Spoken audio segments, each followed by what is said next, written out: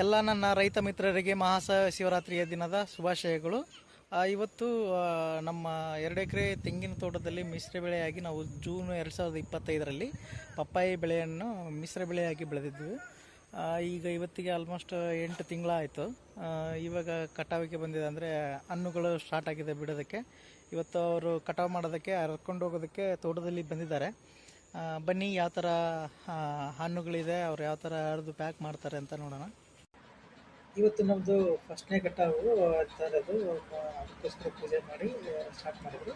ಅವರು ಹರಿದು ಈ ಥರ ಗುಡ್ಡೆ ಹಾಕಿ ಎಲ್ಲ ಸಾಲುಗಳಲ್ಲಿ, ಆಲ್ಟರ್ನೇಟ್ ಸಾಲುಗಳಲ್ಲಿ ಹರಿದು ಹಾಕ್ತಾಯಿದ್ರು.